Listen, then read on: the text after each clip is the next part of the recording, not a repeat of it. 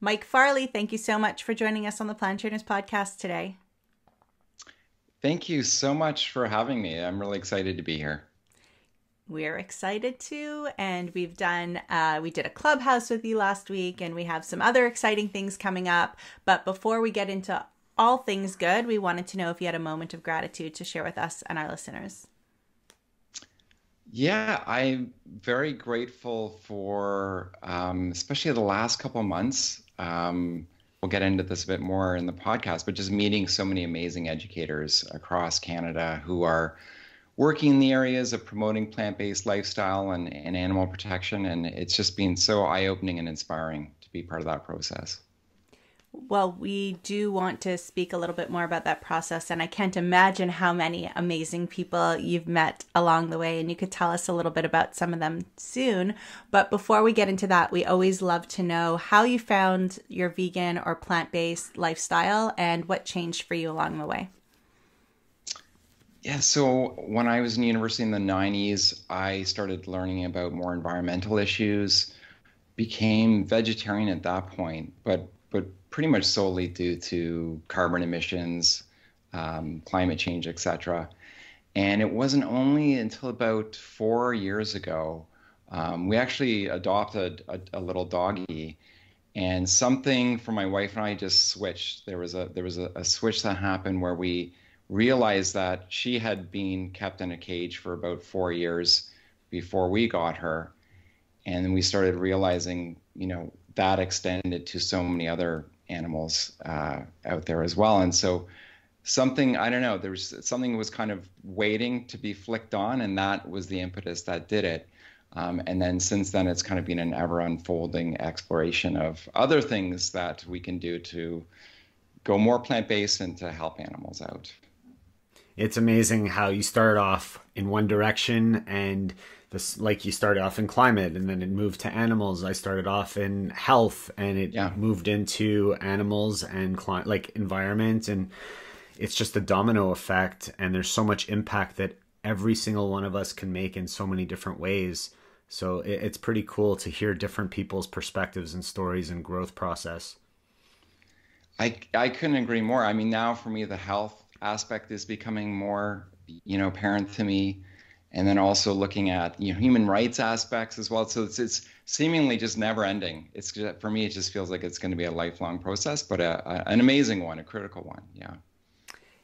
And for those people who think that they have it and they know exactly where they are, there is always progress that happens. We are always learning more, discover more, meet a new person that flicks another light switch in our heads, or another documentary. So there is always room for process and room for saying, you know what, I'm going to take the next couple of years and concentrate more on climate, or concentrate more on animals, or concentrate more on health, right? Yeah. Yeah, I think it creates, it's so great you're saying that, Shoshana, because it creates a deep sense of humility around all of this as well. Because it's, there's Dr. Melanie Joy speaks about vegan amnesia, where you can't remember when you weren't this way. And yet for me, it was only a few years ago that I kind of actually woke up to this. So approaching this humility and realizing that you're going to keep having these aha movements as you move throughout your life. Ideally, that would be the best thing, that you're always learning, right? So Dr. Melanie Joy talked to us on the show about, and she always talks about this, it's why is it okay to eat pigs and cows, but not okay to eat dogs and cats? And it's such a mind flip that people don't really pay attention to. And one of the things that you're working on through your education process is bringing more awareness to animal rights and the welfare of animals, and putting that into school systems. And we want to get into that a little bit today. Yeah, tell us a little bit more about the initiative of Educators for Animals Conference.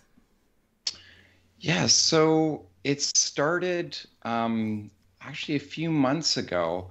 I've been increasingly incorporating animal protection issues into my classes, probably for the last, 10 years or so. It started with kind of more wildlife issues, and then, of course, over the last few years with my own switches, it's gone more to animals that we're eating, or that we're experimenting on, or using for entertainment, et cetera, et cetera. So I've been trying different things, but I started to reach out to a few other educators that I knew that were working in these areas as well, and realized that wow, there was just that kept growing and growing. So word kind of spread. I started reaching out more and more, and realized that there was people all across Canada who were working in a variety of school systems, anywhere from pre-K all the way to post-secondary, who were doing their own thing in this area. But the common refrain was that they felt quite isolated in doing that. They felt isolated in their own school. They kind of had to do this behind closed doors. They didn't really have too many allies wherever they were working. And so I found this incredible strength in actually being able to start bringing people together. And then in speaking to people, that idea of a conference really emerged. It was like, well, how can we bring, so now it's up to about 125 educators. How can we bring as many of those folks together? And that's really the conference in August. That's where that came from. Yeah.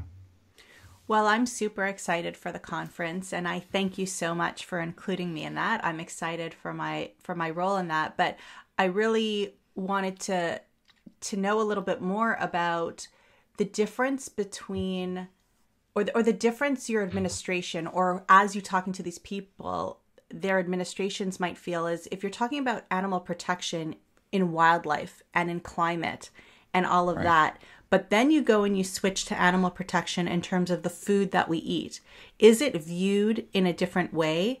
And is that almost taboo? And is that what they feel like they have to say behind closed doors? But they're okay to say, let's protect the squirrels and the lions and the fox and all of that. Are they finding there's a difference between the reaction there? I think so. Yeah, I had a few stories of some of these educators actually being, pulled into the principal's office, because there being some concern about what they're talking, and they weren't doing it in a heavy-handed way at all, from what I understood. But there was a fear about how this was going to proceed, and it was interesting.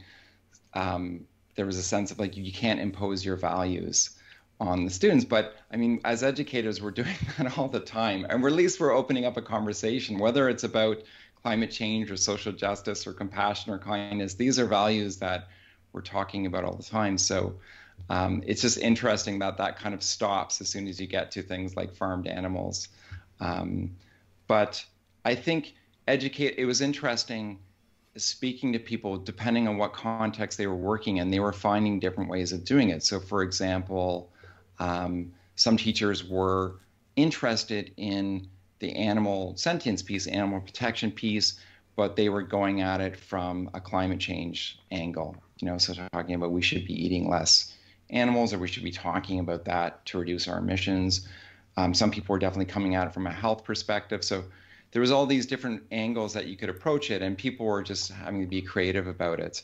But that did seem to be there is this sense of a fear of backlash for talking about our relationship with animals overall.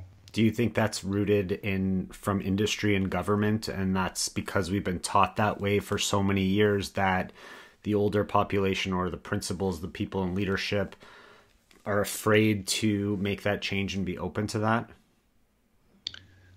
I think that's probably a big part of it. Yeah, I know. Myself personally growing up, I don't know what your experience was, but I remember being in school and having like milk posters all over my classroom, and I remember the food guide being everywhere. And I know you guys have spoken about how the food guide has changed and a lot of the great changes that have happened with that. But I know, for example, there has been pushback against the food guide. There has been pushback, for example, from the dairy farmers of Ontario on in the Ontario curriculum. There has been pushback trying to re-emphasize dairy back into the food guide where it has, starting to be excluded a bit more. So I would say that's a big part of it. And I think it's just something, I don't think there's any villain here. I think we're just all operating within the system that we're all used to and we've been part of for so long that whenever there's a threat to that status quo system, there's going to be resistance to that. So, I mean, I see it kind of as a natural process, but a necessary one to go through. So, what other areas are animals being exploited in within the educational institutions other than, you know, serving milk, like the milk programs and like the basic things that we think of, especially, you know, plant-based listeners, in terms of just feeding animals to kids in lunch programs and stuff like that? Is there animal exploitation within the curriculums? Yeah, so that was another thing that emerged in speaking to the educators across Canada was I started to see themes that were coming. So food was the big one. You know, whether again you're at pre-K all the way up to post-secondary, that was universal. And it started to show up, and I started thinking about my own experience of that, of what snacks I had served, or during Halloween, what treats I'd given. Looking at my own blind spots with regards to that. But so food is definitely a big one. Another big one was just in school. I call them in school or in classroom experiences. Dissection would be the obvious one. That students may feel pressured to do that. And at least in the Ontario curriculum, they actually should have a choice. It's written in the curriculum that they should be given a viable alternative to do that and not pressured to dissect. But it also shows up in these in-school or in-classroom experiences with traveling zoos. I know, Adam, you've spoken a bit about that, or hatching programs, for example. Also, an interesting one is field trips. That would be another area it shows up. So, for example, places like African Lion Safari or Marineland, they have these kind of very robust field trip programs. It gets a little murkier when you get into things like aquariums and zoos, and I know there's a big spectrum of quality of care there, and there's a lot of debate about that, but at least it's something to look into, especially when there's a lot of amazing alternatives to those.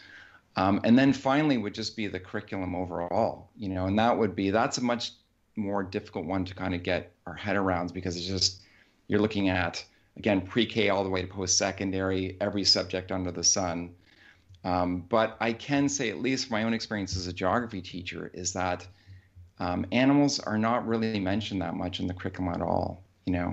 Wildlife, definitely, biodiversity to some degree, but in terms of our relationship to animals, I would say that it is hardly mentioned at all in our curriculum. So those would be the four main areas.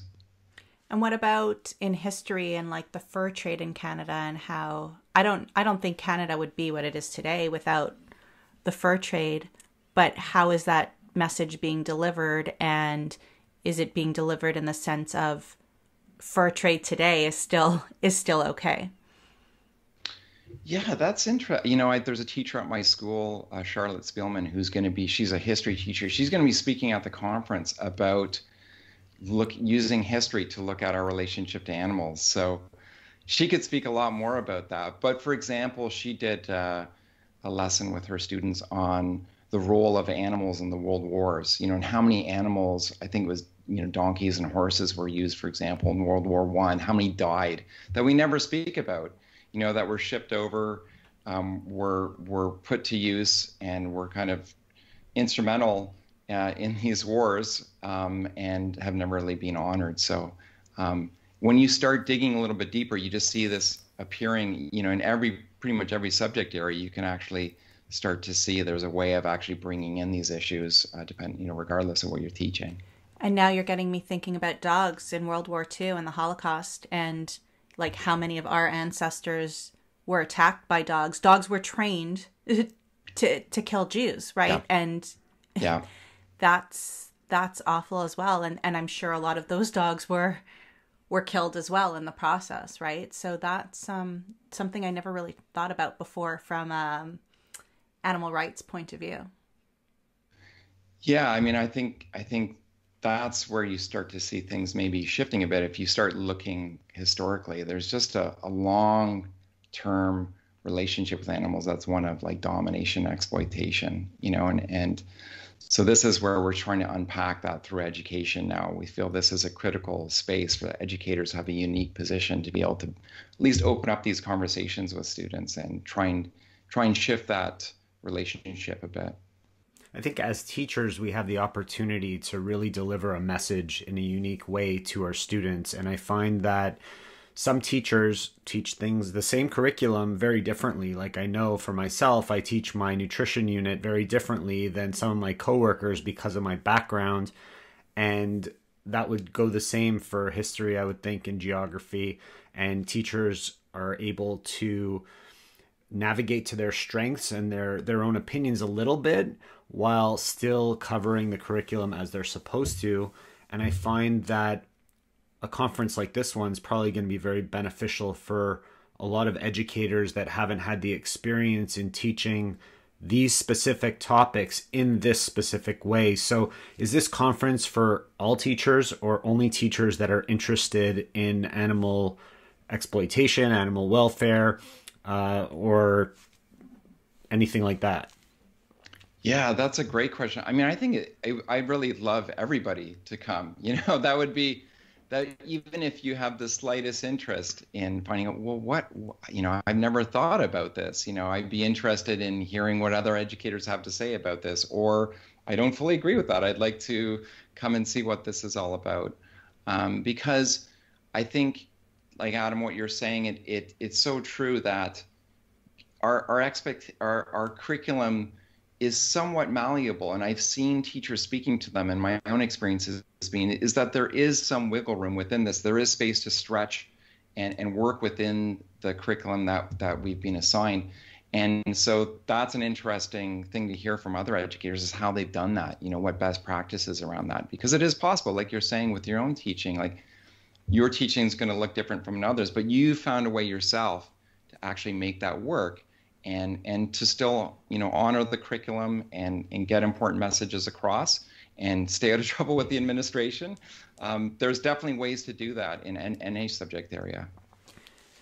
So talking about administration, I think you've thought about this already. And if you haven't, I don't want to make you nervous about it, but are you worried about backlash from your administration, from your speaker's administration, from the government, from a union? Are you worried that this is going to be seen as somehow negative and that you're going to have haters, and those haters might be everybody's bosses? Like, has that come across your mind yet? I mean, I'm very fortunate. The school that I work at, I have an incredibly supportive administration and generally teaching staff too. So that's my own experience. I do know, again, having spoken to a number of educators, there have been incidents, but I also feel I do have this sense that there might be kind of an anticipatory anxiety about this from teachers. That there might be a hesitancy to actually engage in it. And, when we actually start doing this, we might be surprised by how supportive people are. Due to work that you're both doing with this podcast, something seems to be emerging in culture about being able to speak openly. And again, whatever way you do that, but there's something emerging that is starting to break things open a bit more. And so my hope would be with the conference is that there's going to be kind of a sense of, oh, this can be done. Whether you take tiny little steps, whether you take big steps, whether it's in your classes or maybe it's within co-curriculars or extracurriculars, it is possible to do. And we can normalize at least opening up a conversation about, what we're eating, the health ramifications of that, the effects on animal sentience, et cetera, et cetera, et cetera. Yeah. I also think that the student has changed over the years, and the interest and the perspective and the thought process might be more advanced than it used to be, and they seem to speak up a lot more in what they believe in. I know that they do now more than when I was growing up and saw those milk posters on the wall in my schools, but there are students that are willing to voice their opinions and make change in their schools, and hopefully those students will be able to cause an effect, a positive one, on their staff members as well, and their schools and their student body. And that's a whole other perspective that can be looked at as well. I could not agree more. That is so true. I think that's really, and I know you've spoken about this before, like that's where the change is, I think, really a big push is gonna come from the students, because I'm seeing more and more students who are interested in plant-based lifestyle, looking at animal rights, animal sentience. I'm seeing that. And I think there's a lot of students who have maybe been intimidated before to even speak about that, but then they're seeing space in schools to actually be able to do that. You know, you see a lot of like animal protection clubs or animal justice clubs emerging. You see a lot more students who are requesting, you know, vegan food, for example. So I think that's very inspiring, and I think that's also going to help in terms of, you know, our colleagues and the administrations are going to see, oh, we actually, you know, have to honor this. And there's also, you know, from an equity and inclusion perspective too, it's important that to realize there's a number of students that are plant-based for ethical or religious reasons, you know. And if we're engaging, if we're serving food that doesn't honor that, if we're going on field trips that don't honor that, if we are engaging in, you know, practices such as dissection that students aren't comfortable with, that is going against, you know, this emerging and very positive trend of being more and more aware about equity and inclusion of all backgrounds in our schools. So that has been an interesting. I've actually been working with students who have come forward and said, you know, things that I never realized myself, but I didn't see, that they've actually pointed out to me. They said, you know, did you know this and this about our school? And then actually, you know, being able to explore that a bit more. So couldn't agree more on that point. Let's talk about dissection for a moment, because I remember doing dissection in high school.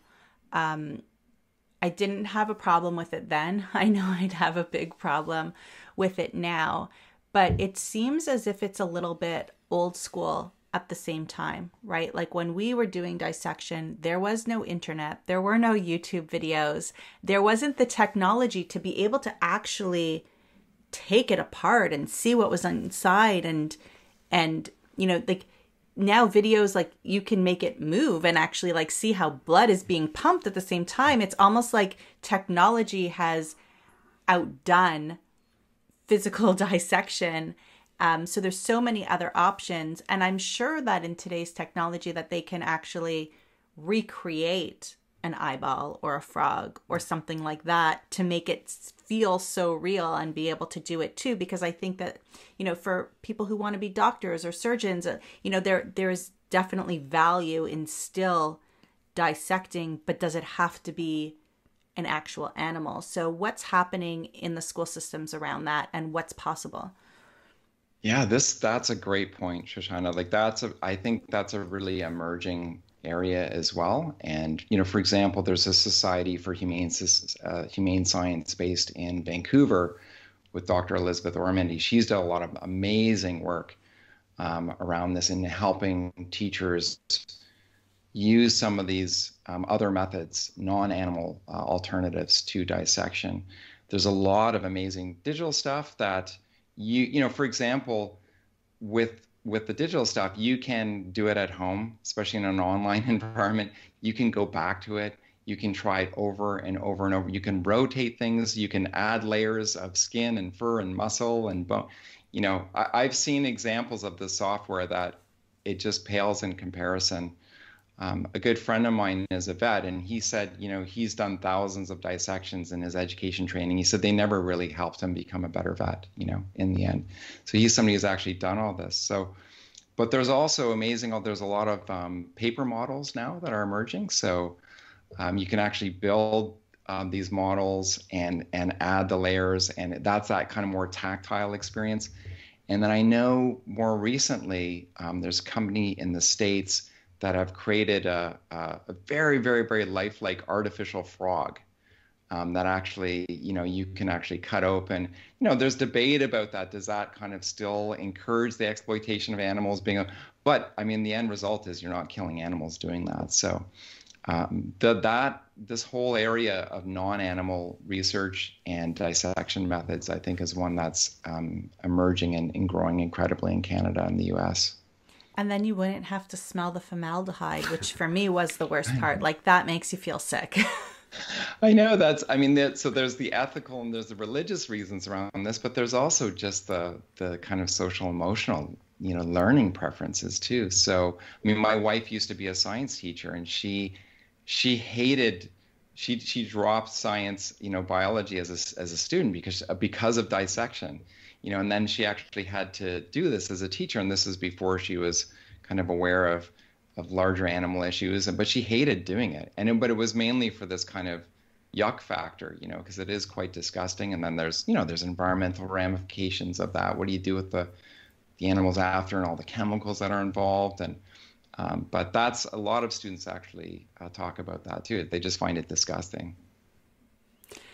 So what else do you want us to know about the conference? What can you tell us about what people can expect, or how do they get tickets? And can we be inviting elementary school students, high school students?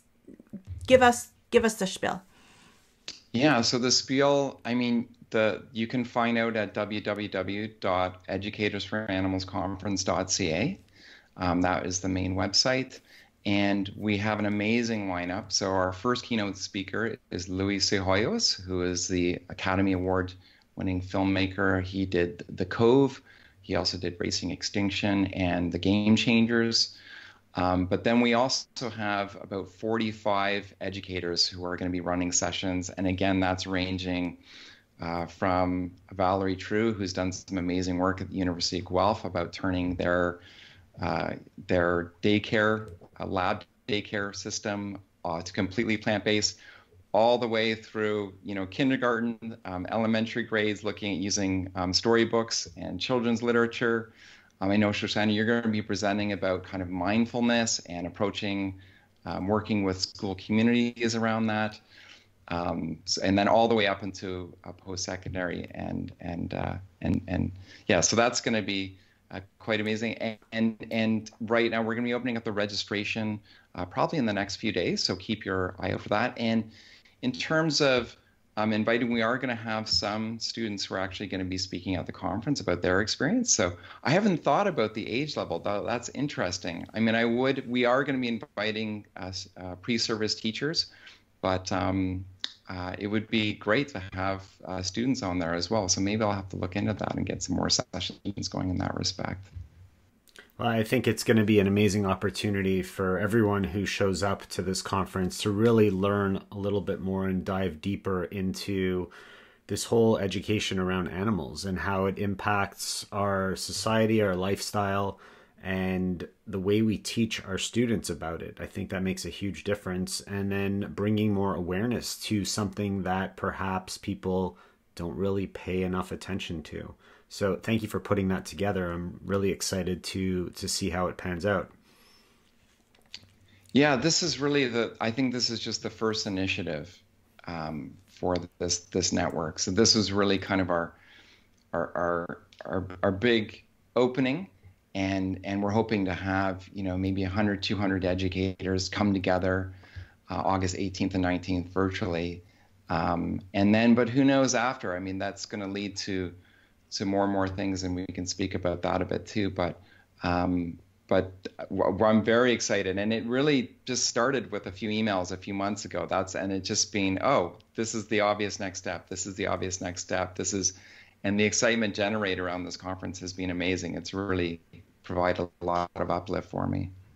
Well, you've been doing an amazing job. My inbox is filled with your emails, and I think I owe you one. So, but everything has been so organized, everything from like a 15-minute, getting to know you to, hey, what do you want to do? And all of these forms and all of that. So from being on that side of it, it's been amazing. I'm very critical, having run this podcast for so long and liking things to be pretty smooth. I'm very critical of other people and how they're running things. And it's just been beautiful and amazing working with you. And I love the idea of this. And, there's going to be people there who are completely, vegan for the animals and, let's do this, and vegan world for everyone. And then there's going to be people who come who are just going to think about things in a different way, right, too. And I think that's huge. And I think that's what's going to make a huge impact and ripple effect. Are Americans invited as well? I would say anybody's invited. I really debated about, whether I should open this up kind of promote it, but there was this sense of, I don't know, there was just this sense of starting with Canada, and then we'll see where things go. Having said that, if I would invite any educator around the world to tune in, I think there's things that are kind of going to be universal about some of the messages and some of the best practices. So definitely, yeah, the more the merrier. Awesome. So then I'm going to encourage our listeners to share this podcast with at least the website, educatorsforanimalsconference.ca, with at least one teacher or educator that they know. Doesn't have to be a teacher, but an educator, somebody working in the schools that they know. And let's ramp the numbers up, and let's help make a change throughout the world, because it's not going to just affect the whole world. It's going to affect our children as well, and the way that our children start to empathize more. So I think that is super important. And we will put the link, educatorsforanimalsconference.ca, at our show notes at planttrainers.com. Is there anywhere else where people can take a look and see what you have going on? Yeah, so you can, through that website, you can find our social links. So we have a Facebook page, and we also have a Twitter feed as well. So you can definitely follow us for those outlets as well. At Educators for Animals Conference? Yeah, that's Perfect. Right. Good. So we'll link there as well. Yeah, we'll link to all of that. Mike, thank you so much for joining us on the show today. The Plant Trainers Podcast, the work you're doing is so super important, and you're going to impact so many students and teachers, and we're so happy to be a part of it. So thank you for being here.